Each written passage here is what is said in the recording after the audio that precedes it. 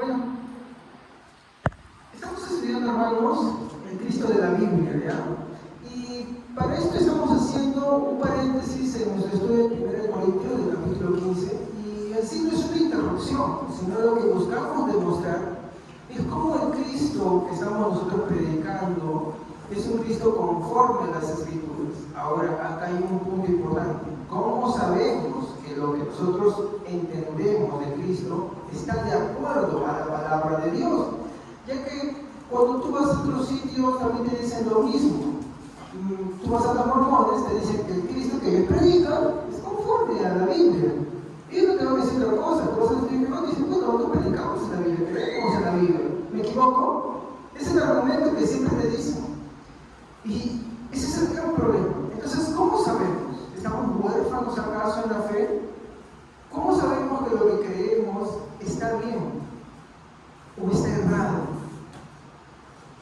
Bueno, la respuesta voy a empezar a darla por partes. No toda la respuesta la voy a dar hoy día porque no me alcanzaría el tiempo tampoco, pero va a ser progresivamente, así que vamos a estar detenidos entre los versículos 3 y el 6 y el 8 durante estas semanas, ¿ok? Para poder dar respuesta a esta pregunta que es muy importante. Yo creo que todos estamos interesados en conocer a Cristo tal cual la Biblia lo muestra, ¿ok?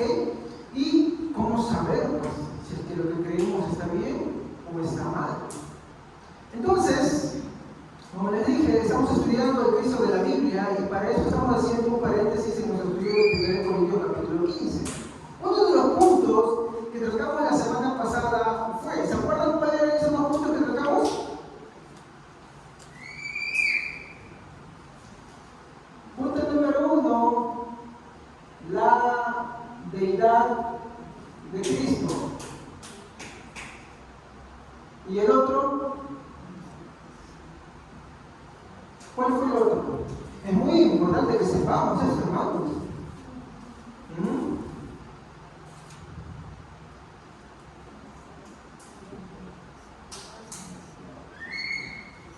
¿El otro cuál fue?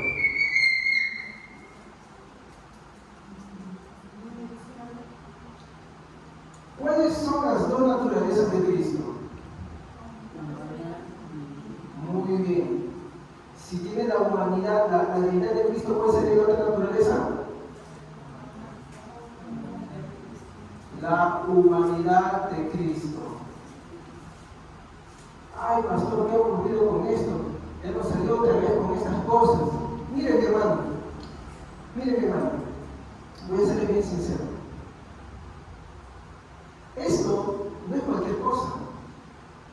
De hecho, esto es algo fundamental que nos va a diferenciar entre una iglesia de sana doctrina de una secta herética. La concepción que tengamos va a ser eso. No importa, mi hermano, como alguien me dice, pero hay gente que muere en esos sitios. Es que la salvación, mi hermano, no está fundamentada sobre las buenas acciones de las personas, sino sobre qué. Exacto. Y no es cualquier Cristo, no es un Cristo que yo me quiera hacer la idea, sino es un Cristo que me enseña las Escrituras. Eso es que yo me he puesto, pero siempre de otra manera para que lo tengan ahí presente. Filipenses 2, 5 al 8. No lo busquen, no es necesario, lo tocamos la semana pasada, pero ahí para que lo apunten. Esos dos textos hablan, uno de la deidad de Cristo y otro de la naturaleza humana de Cristo.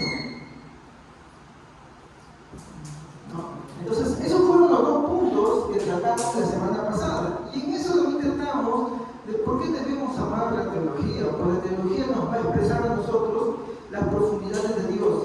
Y nos va a enseñar a nosotros cómo es que nosotros debemos apreciar esa forma en como Dios es, cómo se humilla, mi hermano, haciéndose forma de siervo, mi hermano. Y por qué nosotros no debemos, mi hermano, agarrar y agarrar orgullos, altiveza, sino al contrario, mi hermano, ser como Cristo fue, que se humilló, se hizo servidor de todos. Y esto es muy importante, vamos a tratarlo más adelante.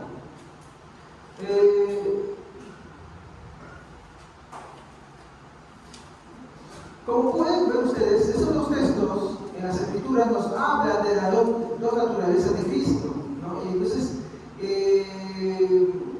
acá yo quiero aclararles, las personas que defendieron esto, que hoy vamos a tratar sobre ellos, no se sacaron estas cosas bajo la manga, no se las inventaron. De hecho, todos ellos argumentaron sobre la base de las Escrituras. Y yo quiero aclararles, personas como nosotros que pues ocasionalmente leemos la Biblia, o hoy día tenemos la tecnología para escucharla, ver un video o escuchar un audio. No, ellos, mi hermano, eran muy entregados al estudio y la lectura de las Sagradas Escrituras. Esa era su vida total. Entonces no era cualquier tipo de persona.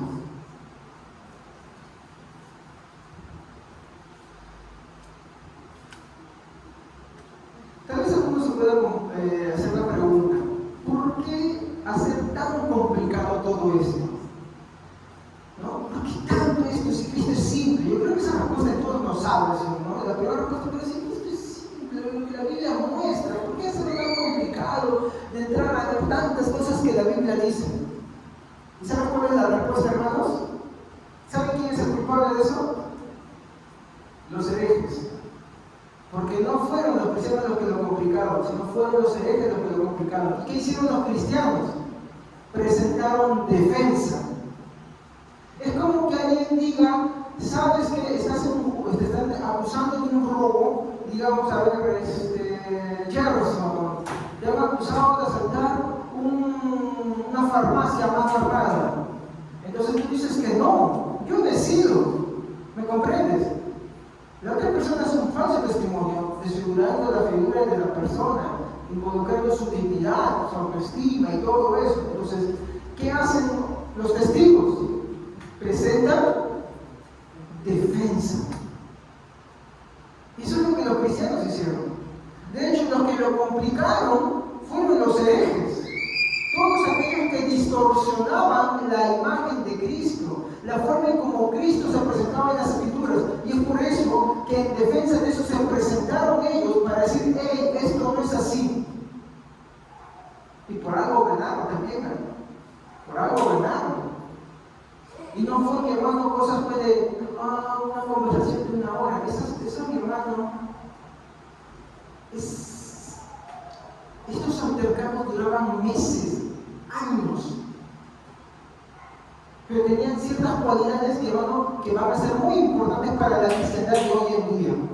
Que si tú en esta noche sabes valorarla, mi hermano, te vas a salir con un gran tesoro en tu corazón y una paz. Y mi hermano te va a dar más ansias de conocer la fe que tú profesas. Porque ese es el punto central de esto, conocer la fe que profesamos. Yo siempre digo, mi hermano, no hay que estar mirando en las cosas nuevas, sino hay que mirar el pasado sobre lo que ya se enseñó y se dijo.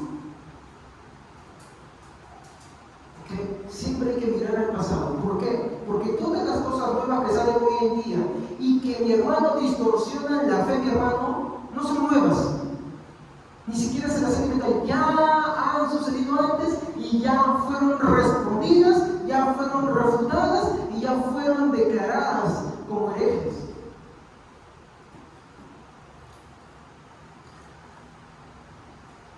Como le dije, los culpables son los herejes, y todo parte por enseñanzas que atentaban y afectaban algunas de las naturalezas de Cristo, sin sustento de las Sagradas Escrituras, o solo por tomar una parte de ellas desconociendo las demás. Pues así nace una herejía. Y todo, mi hermano, todas las herejías, mi hermano, cuando hablamos de algo fundamental, porque el tema de Cristo, mi hermano, no es un tema secundario, no es un tema terciario que pues bueno, podemos creer de esa manera y seguimos siendo hermanos. No, mi hermano, le voy a ser muy sincero. Toda herejía parte por desfigurar estos dos aspectos, ya sea la divinidad o la humanidad de Cristo, cualquiera de esas dos cosas.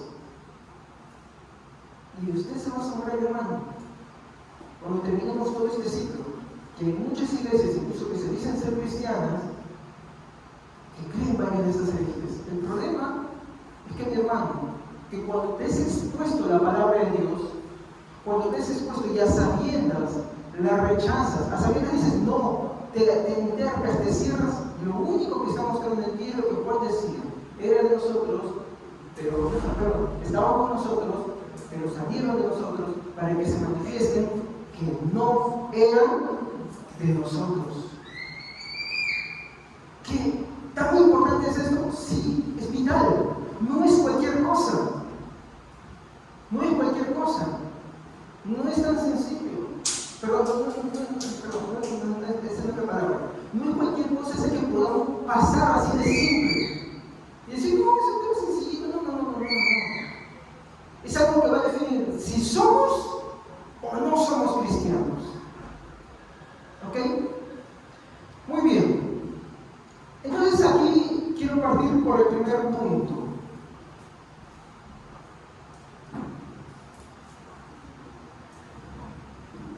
¿Cuál es? Disculpen, yo escribo intercalando la letra por mi cerebro. ¿Cuál es la verdad?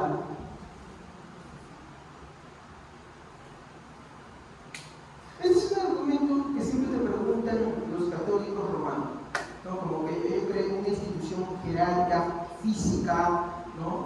Y te preguntan siempre eso. ¿Usted es un romano? Y yo les voy a decir algo. En primer lugar, hermanos, no podemos tener temor de responder a esta pregunta. Seguro que alguno en su temor dirá, no estoy en la verdad, no hay que tener temor, ¿no? O algunos saldrán con la respuesta de repente diciendo, bueno, es que la verdad es Cristo, o la palabra de Dios, y eso es verdad, la verdad es Cristo, y la verdad es la palabra de Dios, ¿estamos? Eso no podemos dudar. Pero el problema de esta respuesta no está en si es verdadera, sino en que es la misma que los herejes responden. Porque si tú le preguntas a un mormón, ¿tú crees que tienes la verdad? ¿Qué te va a decir? ¿Qué te dice, hermano? El Cristo que ellos predican, ¿qué te dice? Sí, ese es el Cristo, esa es verdad. Y nosotros nos basamos en las Escrituras, es verdad. ¿O no me equivoco? Si le preguntas a un testigo de Jehová sobre esto, ¿qué te va a decir? Sí, Cristo es la verdad, la palabra de Dios es verdad. Entonces, aunque la respuesta es verdadera y es cierta, tenemos que aprender a discernir. Entonces, ¿cómo podemos discernir acá? ¿No? ¿Cómo podemos distinguirnos de ellos? Y ojo, esto es algo, mi hermano, que desde el principio, que es el punto que hoy día quiero tocar, tal vez no vaya a ser muy sobre esta noche, pero sí quiero tocarlo. Esto es algo que desde el principio, mi hermano, ya se tenía en claro para hacer esta distinción. Le pregunto, hermano, ¿usted quiere saber cuál es esa distinción para saber si usted está en un lugar adecuado o no? ¿O usted simplemente quiere irse por el engaño, o simplemente quiere estar acá porque de repente le gusta estar acá, se siente cómodo, o el lugar que usted esté? Eso no es lo correcto. ¿Ok? Eso no es lo correcto. Esta distinción, mi hermano, ya desde un principio se hacía. Y es importante que hasta el día de hoy se mantenga. Entonces, mi pregunta es, ¿cómo nos distinguimos de ellos? ¿Cómo podemos hacer una distinción? Y eso me lleva al segundo punto. La respuesta, mi hermano, se encuentra en la doctrina. Voy a poner con negro. ¿El azul lo ven o no lo ven? ¿No se ve? Ya vamos a poner con negro nada más, ¿ya? Vamos a borrar acá. Ya los textos lo tienen de la semana pasada, ¿ya? Así que vamos a saltarnos. En primer lugar estamos hablando de la divinidad de Cristo. Y en segundo lugar, sobre la humanidad de Cristo. ¿Qué hemos dicho? ¿De dónde parte toda herejía, hermanos?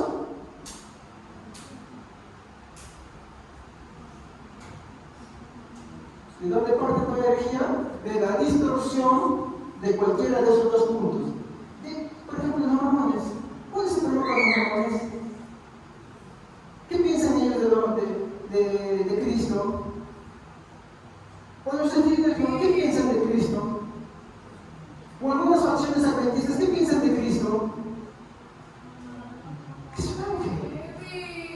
atentan contra la divinidad y contra la humanidad, los mormones también, y no son los únicos, hermano. Entonces, en primer lugar, no hay una distinción, y en segundo lugar, estaba mencionando sobre las doctrinas. Las doctrinas van a hacer una distinción. Vamos a ver lo que dice 2 de Tesalonicenses, capítulo 2, versículo 15, en la nueva versión internacional.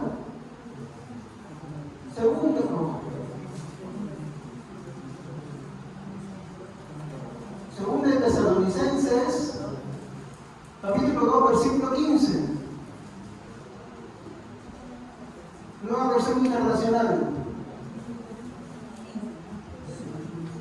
A ver, fuerte, por favor.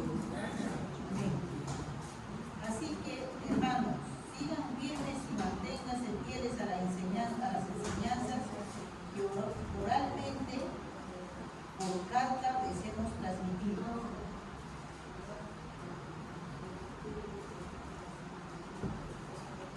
Una palabra que habla ahí es transmitido. Ya ahora vamos a ver con lo siguiente que dice ahí. Transmitido. No se trata de inventar nuevas doctrinas, sino de las que han sido transmitidas. ¿Estamos? De aquellas que han sido transmitidas. ¿Y cómo dicen eso que han sido transmitidas? Por palabra y por carta. Vamos a ver la Biblia, las Américas. A ver.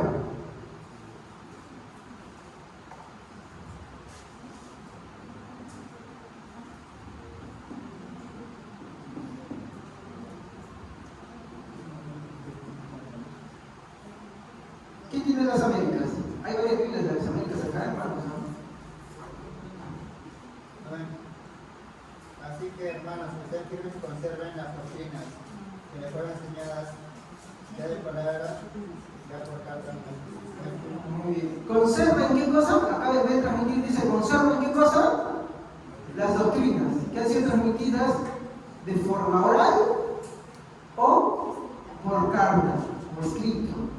Oral, porque, por ejemplo, cuando yo estoy hablando ahorita, ¿qué estoy haciendo? ¿Qué estoy transmitiendo? De forma oral. Y cuando lo leo, ¿cómo estoy recibiendo las doctrinas? De forma escrita. Ahí está todo. Eso es todo. Entonces, ¿qué es lo que defendían estos primeros cristianos? Lo que habían recibido, ya sea por palabra o por carta. Entonces, van a ver ustedes que la respuesta a esto, o la pregunta a qué nos hace ser una iglesia de sana doctrina y no una secta, mi hermano, herética, ¿qué es lo que nos hace ser eso? Bueno, lo que dice 2 de Tesalonicenses. A ver, alguien que lo dé ahora en Reina Valera. Amén. Así que, hermanos, estad firmes y retened la doctrina que habéis aprendido, sea por palabra o por carta nuestra. ¿Ven? Retener las doctrinas que han sido por palabra o por escritos nuestros. ¿Y qué dicen?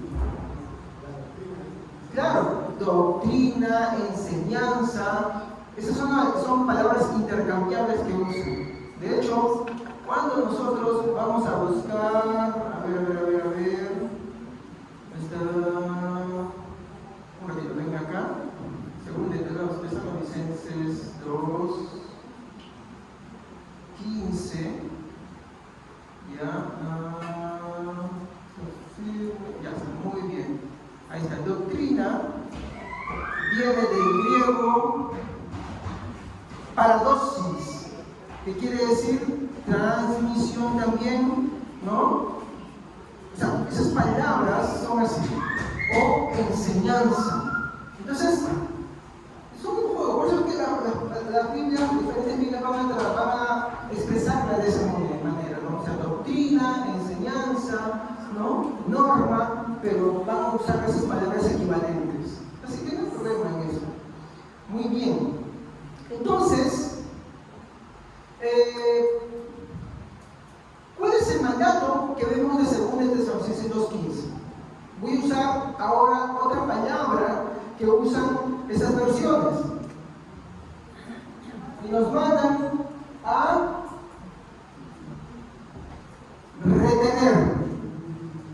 ¿Qué es retener? ¿No? Soltar algo, no soltar. ¿Estamos? ¿Tienes algo? No lo sueltas. Eso es mío, no te pertenece. Se queda conmigo. En este caso, ¿qué nos están mandando a retener? Doctrinas o enseñanzas. Y el texto aclara algo. Apostólicas. O sea, todas las enseñanzas que los apóstoles han dado, tenemos nosotros la obligación de retenerlas. Todas las doctrinas que los apóstoles han dado, tenemos el deber. No es algo opcional, tenemos que retener. Porque, como le digo, este tema de Cristo no es un tema, mi hermano, secundario, es prioritario, es fundamental. No es cualquier cosa.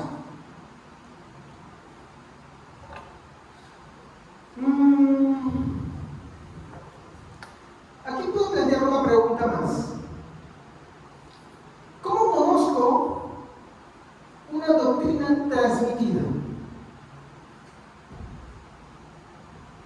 Porque la palabra de Dios, en 2 Tesalonicenses, nos manda a retener las doctrinas que nos han sido transmitidas, o las enseñanzas que nos han sido transmitidas por los apóstoles.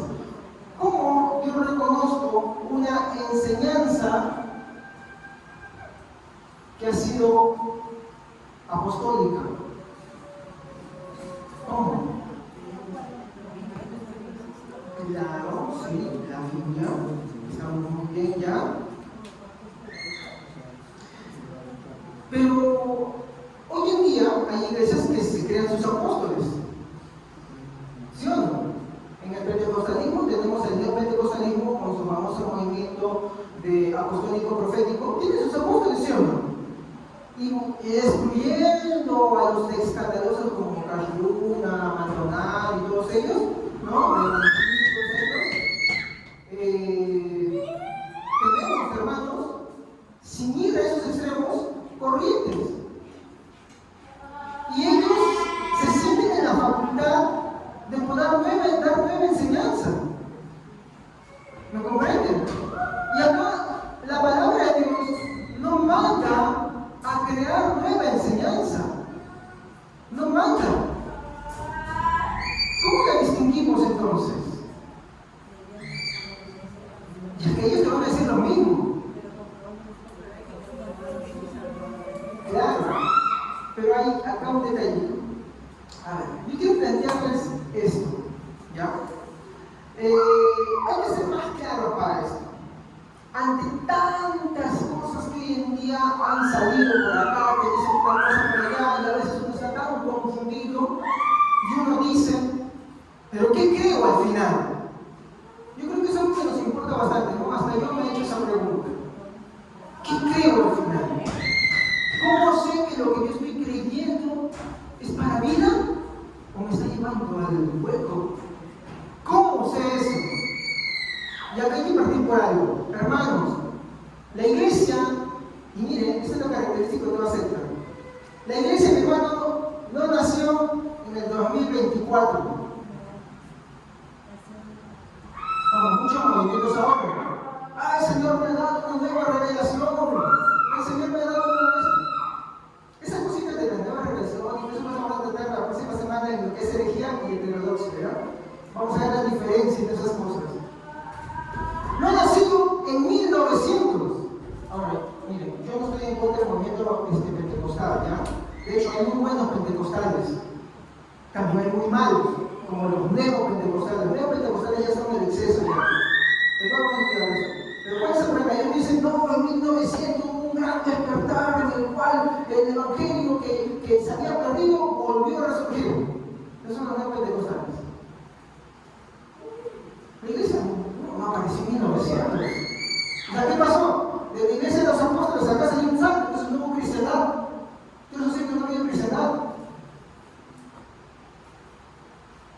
O, por ejemplo, retrocedamos a 1800.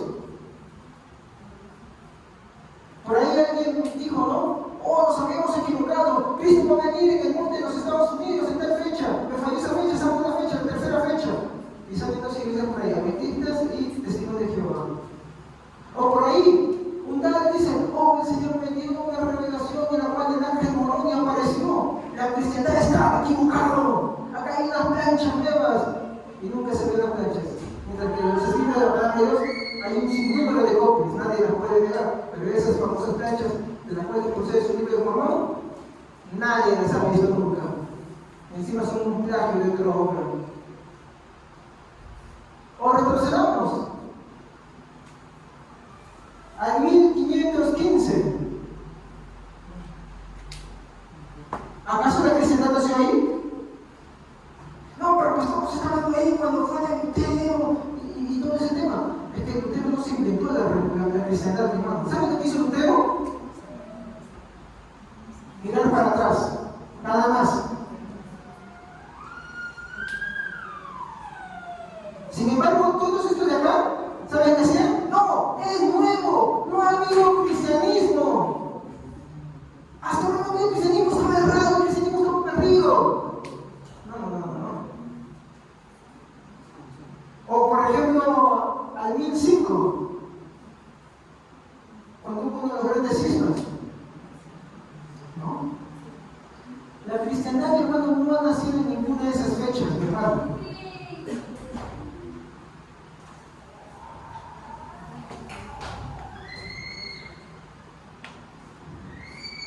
¿Saben cuándo nace de forma abierta para todo el mundo la iglesia?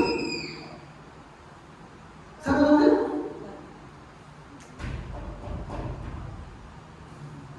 Con Jesús en Jerusalén.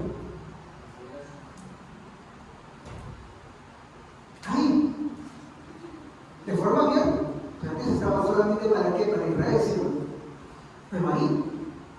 Ahora, desde ese punto hasta nuestro punto, ¿hacemos un salto tan grande? No se puede.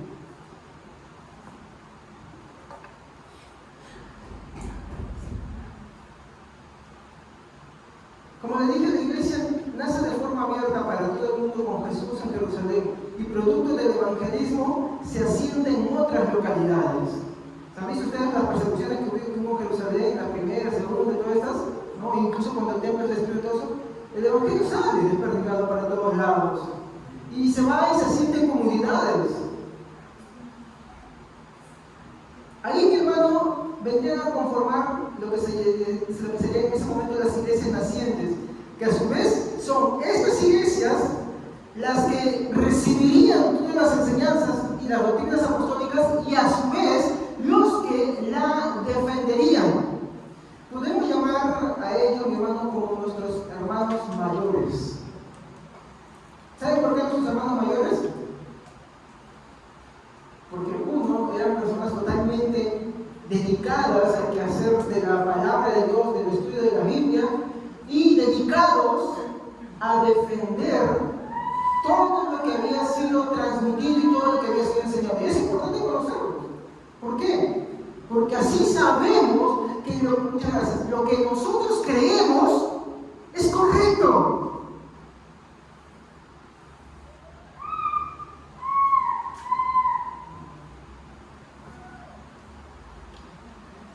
¿Y saben cómo se les denomina a ellos? Vamos a ponerlo por acá. La iglesia primitiva. La iglesia primitiva. La iglesia de los primeros siglos.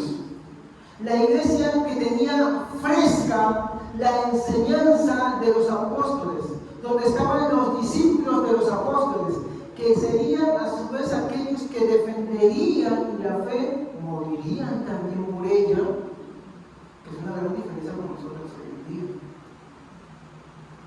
Ellos estaban dispuestos a esto. Cuando la iglesia se esparce y funda nuevas iglesias, en primer lugar que quiero hablar, que más tarde se convertirían en las iglesias más representativas de la cristiandad por su labor en la defensa de la fe y que defenderían o retendrían ese mandato del apóstol Pablo. Vamos a ver 1 de Timoteo y vamos a analizar este texto, 1 de Timoteo 3:15.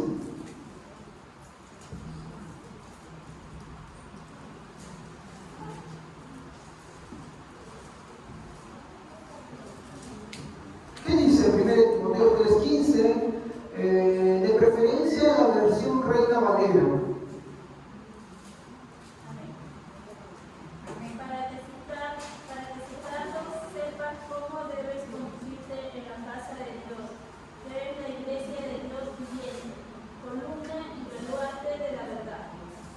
Hermanos, ¿saben ustedes qué es un baluarte? ¿Alguien tiene idea de lo que es un baluarte? ¿Tiene en su mente la idea de lo que es un baluarte? Miren, para poder saber lo que Pablo está explicando acá, tenemos que tener la idea de lo que es un baluarte. Así que, para no ser muy complicado, les voy a pasar un pequeño dibujito, ¿ya? Para que ustedes más o menos puedan, y luego correr después así, para que ustedes más o menos puedan tener una idea de lo que es un baluarte. Yo no soy bueno dibujando, mi esposa y mi hija sí son buenas dibujando, así que no me critiquen, hermanos. ¿Ya? ¿Qué es esto, pastor? Ni yo mismo lo sé. En el cuaderno lo tengo. No sé, hermano, no se preocupen. Imaginen un castillo. ¿Han visto las paredes de un castillo? ¿Alguna vez? En fotos, imágenes. También se va a hacer acá otro plano de otra cosa más, para que ustedes tengan la idea. Esto sí lo han visto. Y van a decir que eso es un baluarte, hermano. Sí. ¿Han visto construcciones, hermanos, por acá, que tienen algo construido en unas esquinas? Y donde ponen a alguien ahí. ¿Han visto eso? ¿A quién ponen ahí? A un de seguridad, a un mochimano, a un vigilante. ¿Y qué hace en esa esquina? Arribita, en una especie de cabina que le construyen como un cuartito chiquito. Y está siempre en un segundo piso, en los muros. Vigila, ¿sí o no? Es solamente para vigilar. Esa forma es la que se ve en los castillos. Este es un plano alto, ¿ya? Es como si fuera una especie de construcción que sale para afuera como una flecha, pero como una parte plana en la cual acá hay un vigía y hay armas y gente defendiendo. De tal manera que el vigía ve a un enemigo, como el vigilante ve a un enemigo y acá ataca, pero a la vez acá también se protege. Porque un baluarte sirve, mi hermano, como fortificación para la defensa y el amparo de los que están ahí. El vigilante es más seguro que está bajo sol o ahí arriba. ¿Por qué? Porque arriba vigila, puede defenderse y está protegido. Igualmente, acá tiene la forma de atacar a los que vienen por acá, por acá y por acá. Es una forma muy estratégica, porque sirve para la defensa y también para la protección. Y eso, mi hermanos, es un baluarte. Eso es un baluarte. Entonces, cuando, por ejemplo, ¿han ido a conocer el colegio Andrés Avelino Cáceres? ¿Sí? ¿Se han dado cuenta que hay una farmacia al frente de una costa y hay una casa en la esquina que está todo así con cementito? ¿Han visto esa construcción arriba? Eso es un baluarte. ¿Entienden? Sirve para resguardo y para defensa del que está ahí. Protege, cuida, guarda y a la vez defiende. Está seguro ahí. Eso es un baluarte. Y esa es la idea que Pablo quiere transmitir. A ver, léanlo por favor. Timoteo 3:15. Para que citarlos sepas cómo debes conducirte en la casa de Dios, que es la iglesia de Dios viviente, columna y baluarte de la verdad. ¿La iglesia qué cosa es? Columna y baluarte de qué? De la verdad. ¿Qué resguarda? La verdad. ¿Con quién ataca?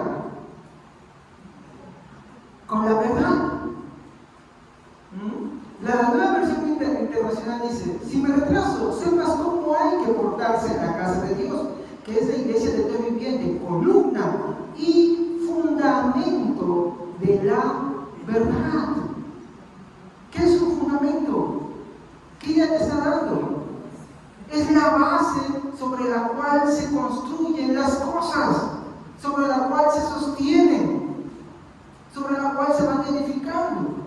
Entonces, los cristianos de la iglesia primitiva entendían la función de la iglesia. Hoy en día no se quiere eso. Hoy en día dicen, no, pero ¿por qué? Ay, eso es una pérdida de tiempo. Pero sí, mejor al final todos creemos, todos vamos al cielo. Eso no dice la Biblia, tristemente. ¿Qué más? Pues es bien claro. No todos los que están en la iglesia se van a ir al cielo, hermanos. Hay que ser sincero. No todos. Todo aquel hermano acá, que su vida no está rendida ante Cristo, que no es pobre de espíritu, como dijo Jesús, solamente los pobres de espíritu verán el reino de los cielos, perdón. Entonces, no todo aquel que no sea así, hermano, podrá entrar en el reino de los cielos. Y eso es grave, eso es severo. Y esto, mi hermano, sirve, mi hermano, para aclarar esas cosas. No podemos agarrar y querer decir, oh, todos somos hermanos, no me decimos no, porque eso, mi hermano, uno es malgado. Sí, yo sé, a veces hay gente muy bien intencionada que está en estos sitios, ¿no? Que creen esas herejías, cosas distorsionadas sobre el Señor Jesucristo.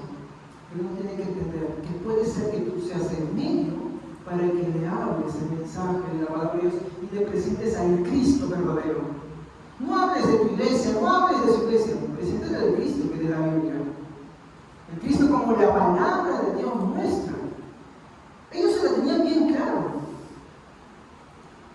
La iglesia primitiva, mi hermano, no se andaba con esas cosas. Ellos perseveraban en la doctrina de los apóstoles, defendían la doctrina de los apóstoles, morían por la doctrina de los apóstoles. No queremos hacer nada de eso. Queremos evitarnos la cólera, queremos evitarnos el enojo.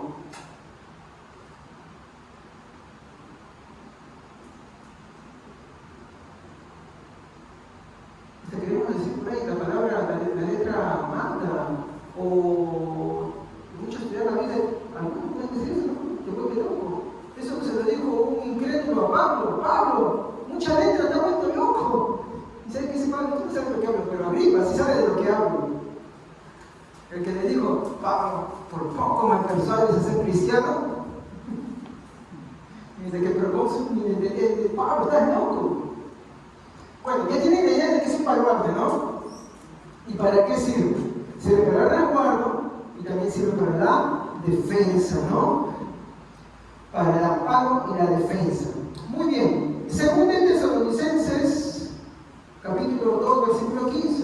Esto que vimos, creo que por favor repitamos. Amén. Así que, hermanos, sigan firmes y crean las enseñanzas que les hemos dado, en lo que escucharon de nosotros y en lo que lo hemos escrito por carta.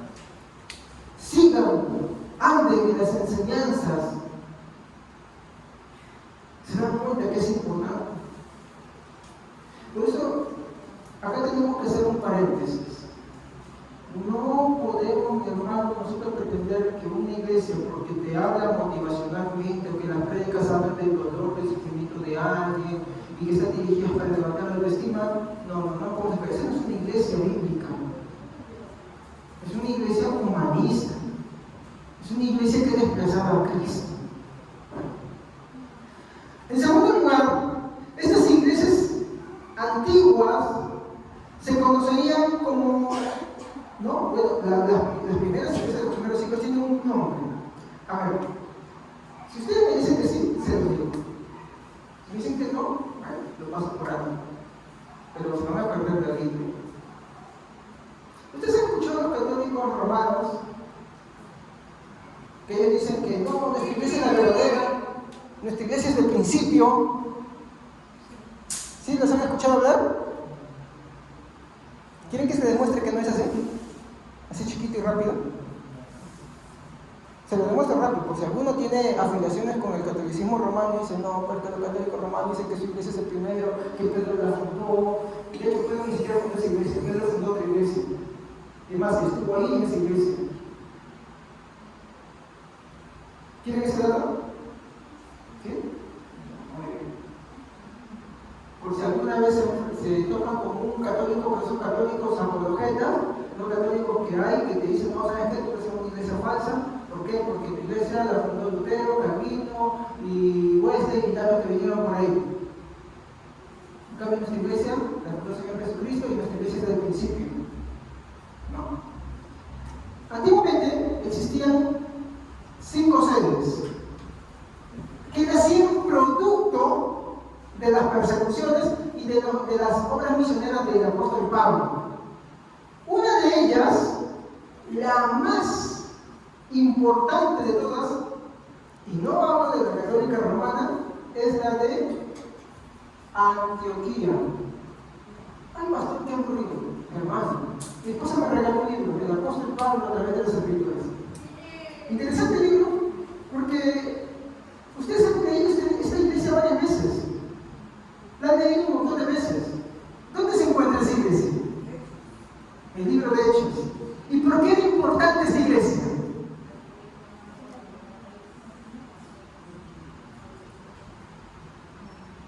Pedro estuvo ahí. Otro, porque es la iglesia en la que Pablo regresaba continuamente, le enviaban de ahí, y está en primer lugar porque le dijeron cristianos.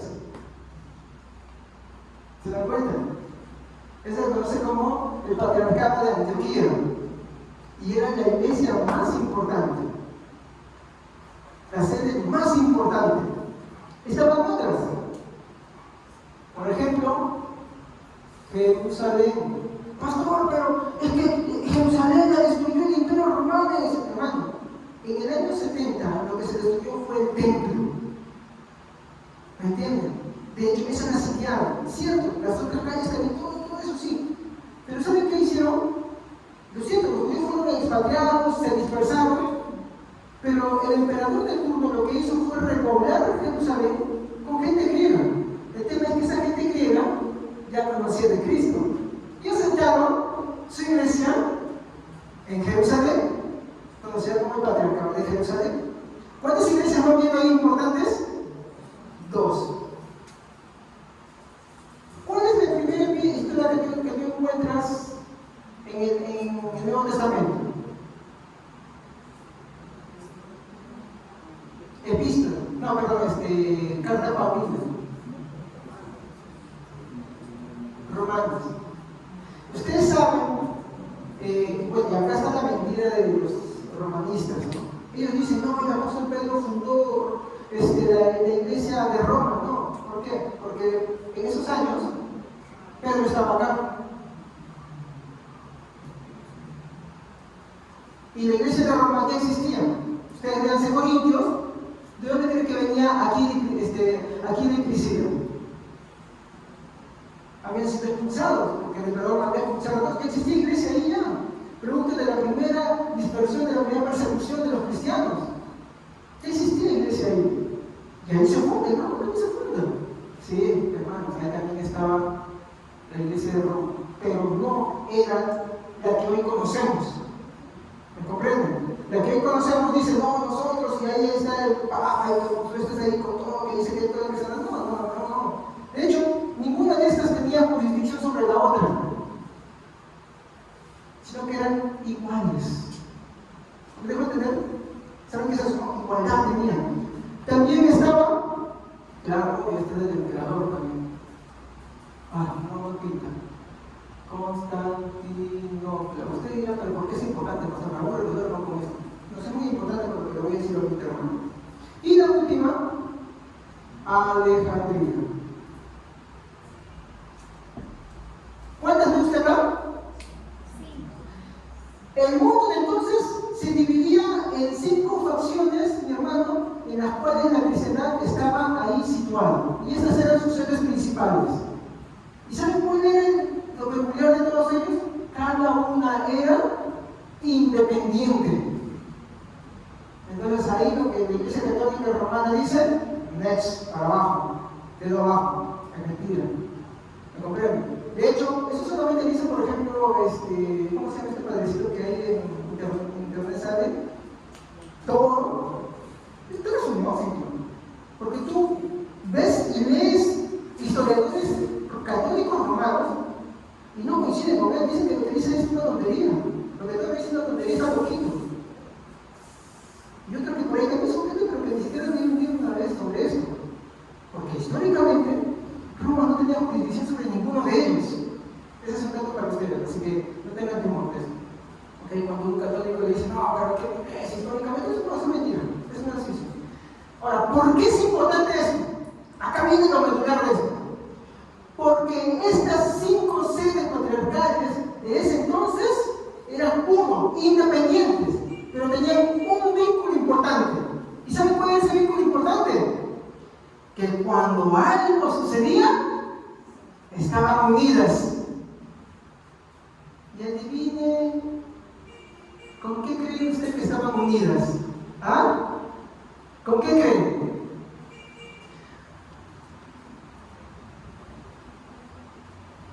¿Ah? Adivinen contra quiénes, mi hermano. ¿Contra quiénes se unían? ¿Ha escuchado el lema de los Avengers? ¿Qué dicen los Avengers? ¿Qué dicen los Avengers cuando atacan? ¿Han visto los Vengadores alguna vez las películas? ¿Nunca? Ay, qué mentirosos son ustedes, ¿no? Qué mentirosos. Ya, para los que no han visto, ya, cuando los Vengadores se unen, dicen ellos, Vengadores unidos. Cuando había problemas, ellos, mi hermano, se unían. Y se unían, mi hermano, contra los herejes.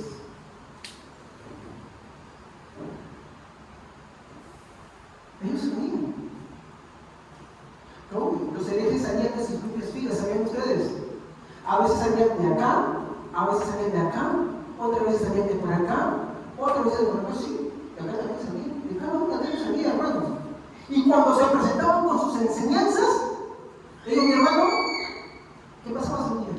Y otra mentira de la Iglesia Católica Romana, que el Papa convocaba, no los convocaba. Cuando ellos se unían, mi hermano, por lo general los emperadores los convocaban, a excepción del primer concilio que era de Jerusalén. Pero ellos, mi hermano, se unían, mi hermano, porque aparecían las herejías en torno a qué se creen. En torno a la deidad o la humanidad de Cristo. Cuando ellos distorsionaban y empezaron con sus enseñanzas, digamos, por ejemplo, es el siglo II y aparecían por ahí los antepasados de los testigos de Jehová, los arrianos. ¿Qué hacían ellos? Se unían todos en un concilio. Y no solamente para declarar los herejes, sino para formular lo que los cristianos debían creer.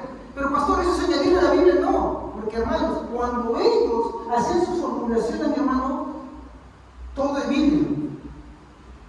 Todo es Biblia. Todo lo que dicen de principio a fin es Biblia. Para demostrar que los herejes atentaban contra la Escritura, atentaban contra todo lo que es, mi hermano, de buen nombre, con lo que se refiere a nuestro Señor Jesucristo.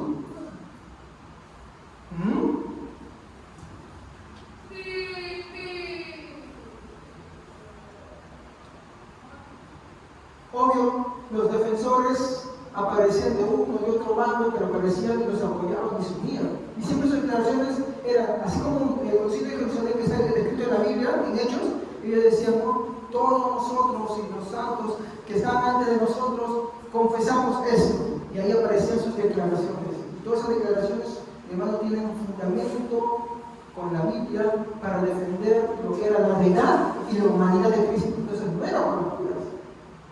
Esto, mi hermano, es lo que conocemos, mi hermano, como la iglesia primitiva, la primera iglesia de los primeros siglos, cuando la cristiandad estaba unida.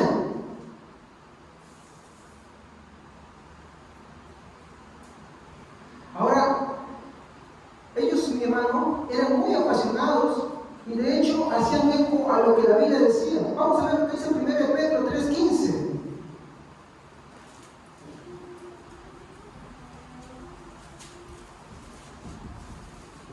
1 Pedro 3:15. Sino santificad a Dios el Señor en vuestros corazones y estad siempre preparados para presentar defensa con mansedumbre y reverencia ante todo el que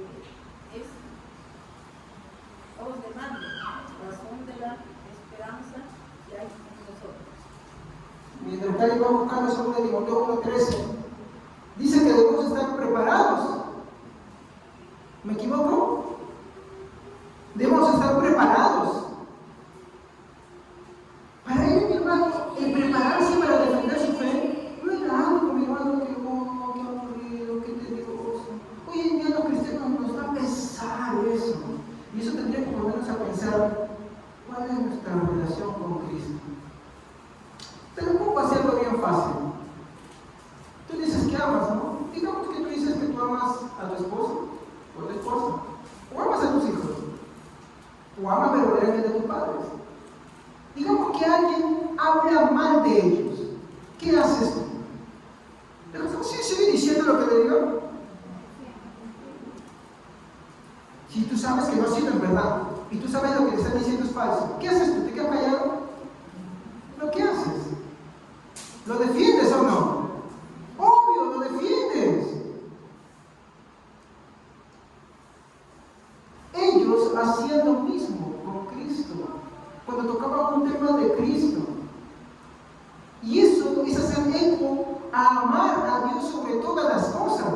Cuando tú, y eso quiero que tengan en cuenta la iglesia, cuando a ti te da pesar, una reflexión acá, cuando a ti te da pesar de prepararte para defender la fe cristiana, hablo de lo fundamental, ¿no? Cuando a ti te da pesar conocer más de Cristo y estar preparado para eso, pues cuestiona qué tan sincero es tu amor por Él. Porque si no te importa, entonces es como decir que no te importa que hable, tomando ese ejemplo, ni tu esposa se habla mal de él, ni tu esposo se habla mal de él, ni tus hijos. Y no porque sea cierto, sino porque es falso. ¿Poniendo ese ejemplo? ¿Por qué para una cosa sí ponemos la regla y para la otra no? Es que no es lo mismo. Es que sí, no es lo mismo. El primer mandamiento dice: amarás al Señor tu Dios con toda tu mente, con todo tu corazón, con todo tu alma y con todos tus corazones. 2 Timoteo 1:13. A ver. Amén. Las enseñanzas que te he dado son un buen ejemplo de lo que debes hacer. No dejes de confiar en Dios y en el amor que tenemos para estar unidos a Jesucristo. A ver. ¿Qué versión es esa, hermana? Ya. A ver, por favor, me la pueden leer en la versión Reina Valera.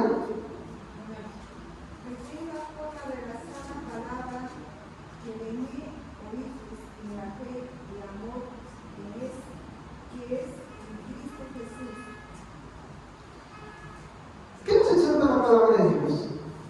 A retener qué cosa. La forma de las sanas palabras. Hermano, ¿me puedes apoyar por favor atrás? Retén la forma de las sanas palabras. Miren, ¿y cómo puedes retener tu algo? Estar inmiscuido en ella. ¿Nuestra mente se olvidadiza? Sí. Lo que no practicamos, nos olvidamos, es verdad. Si no, alguien que estaba en el colegio y aprendió matemáticas y ahora ha pasado 5 años, 6 años que no las toca para nada, díganme si se acuerda de cuál. Nuestra mente tiene que estar refrescada constantemente, ¿sí o no? Si es que se la materia. Igual es con las palabras de Dios. Es como, por ejemplo, alguien me pregunta, cada vez que he ido y ya no me acuerdo, tengo que revisar mis cosas para refrescarlo. Como tú me dices, así era, yo me acuerdo de contenido, ahora sí, porque te refresca, no das cosas. Pero la vida no manda eso. ¿Qué más? Muy bien. Ya. Como le digo a ellos, mi hermano, la tenían muy claro sobre los falsos maestros. Ellos sabían que los falsos maestros iban a levantar, ellos sí estaban preparados. De hecho, 2 Timoteo 4, versículo 3, nos exhorta a eso. Tito 1:9 también, ¿no? Usted puede leerlo.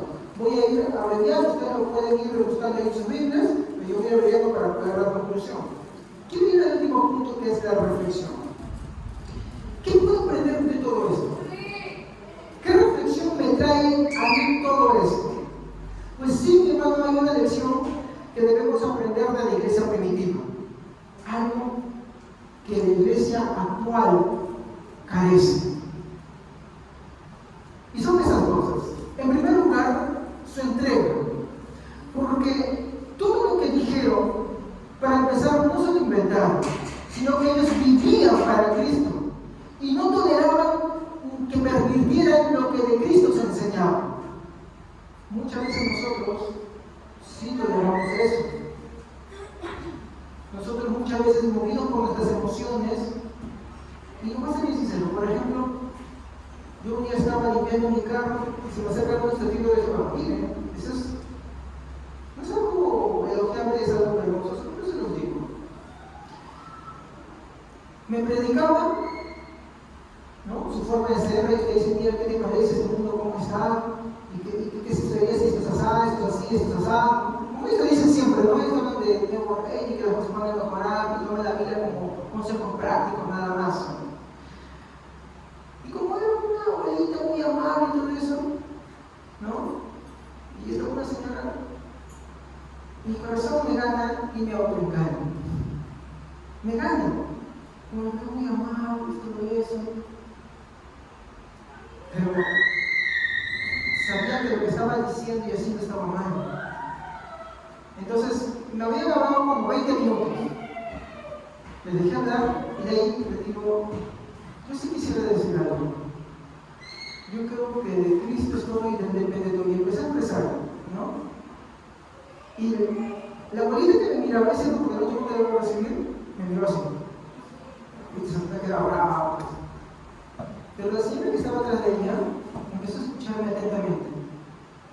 Y empezó a decir sí a todo lo que decía. Hasta que llega mi hija furiosa y me dice: mamá, ¿qué estás esperando? Porque tenemos que irnos a la iglesia rápido. ¿Qué se supone de tu papá?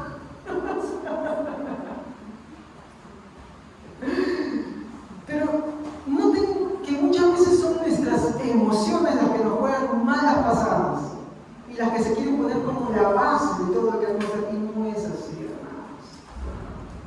Ellos vivían apasionados. ¿Por qué?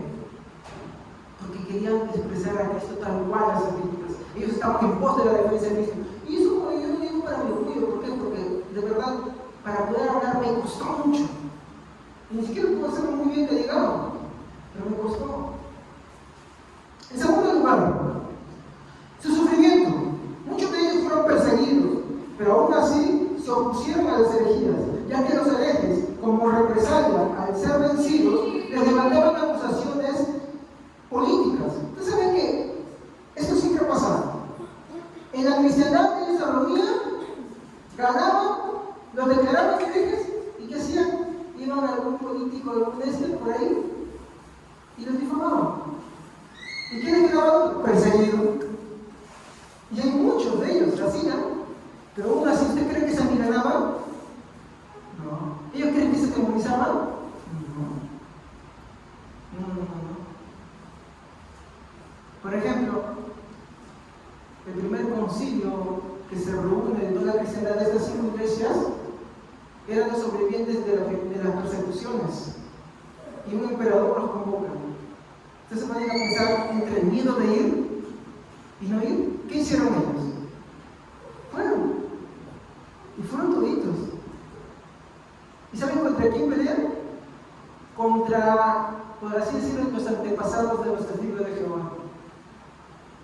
Ahí no quiero mencionarlo para no complicar más el tema, ¿no? Pero así lo pongo bien fácil. Contra aquellos que cuestionaban la deidad de Cristo. Y ellos fueron. Sin temor.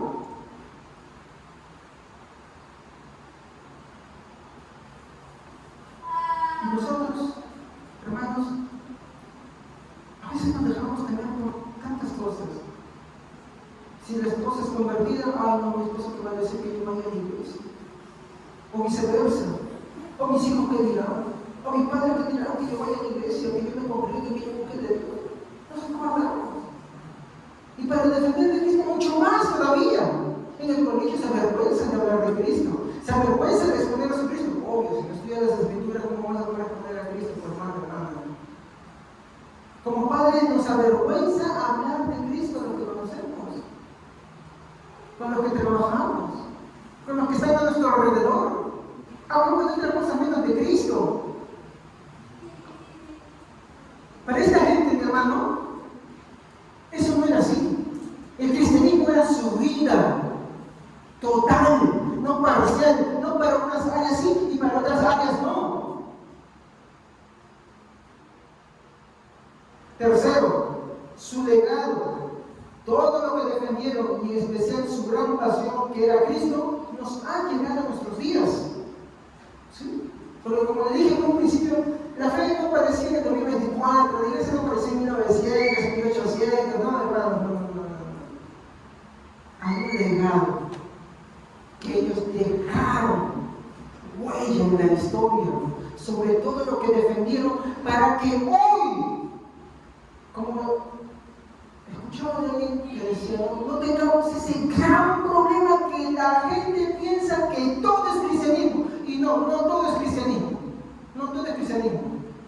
Hay muchas iglesias de sana doctrina, sí, es verdad, pero hay muchas también que no lo son. Y es verdad. Y si amamos a Cristo, eso debería interesarnos. Entonces, como le dije en un principio, no estamos huérfanos, hermanos. No estamos huérfanos. Ya hablaremos un poquito más de ellos en el próximo servicio.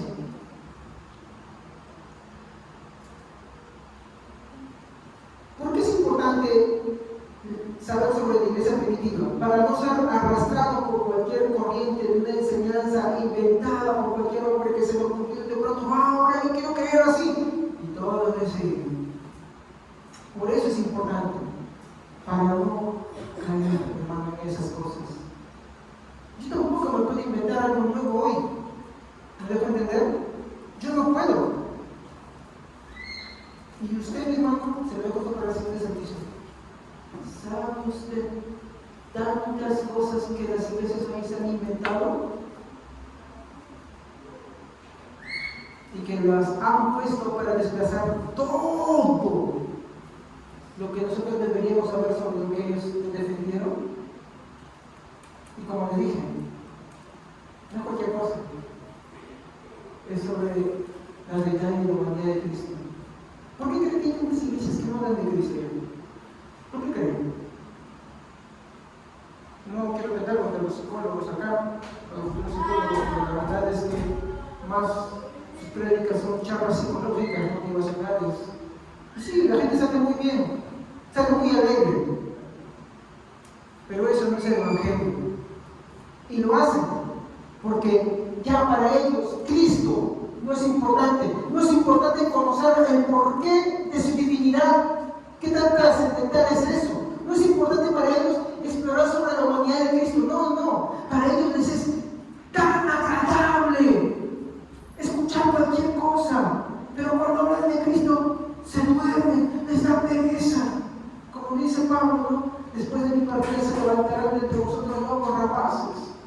Pablo le dice a Timoteo, y quiero que sepas que en los posteriores tiempos se levantarán muchos, habrá muchos que tendrán pesadez de oír, y se amontonarán alrededor de ellos maestros falsos que engañarán y serán engañados. Y es importante.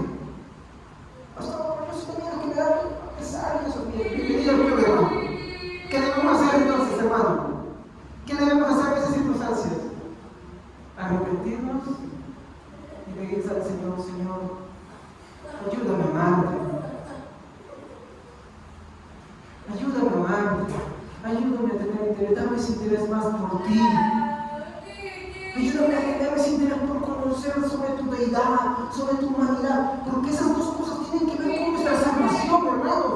No es cualquier cosa. Aquí chiquito se lo digo algo. Hablando solamente de la humanidad de Cristo. Sin encarnación, mi hermano, no hay salvación, no hay redención. Y sin la deidad no hay aplicación para esa salvación tampoco.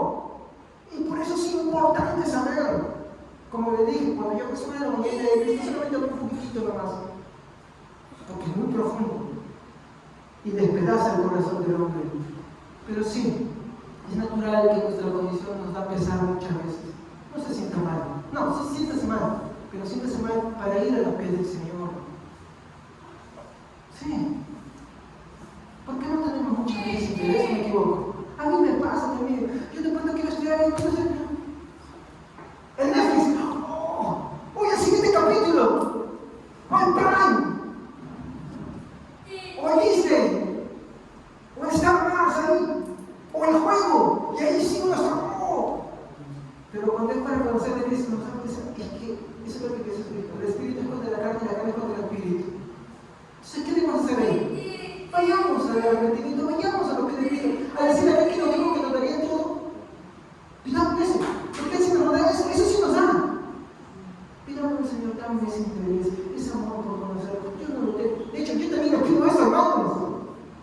Porque yo también reconozco, a mí también me dan mis pesares, ¿saben ustedes? Sí, no está mal reconocerlo.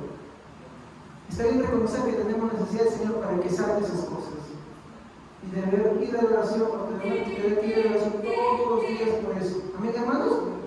Muy bien. Entonces, esto es importante para no, hermanos, ser arrastrados por cualquier enseñanza inventada por hombres. También para ver cómo vivimos.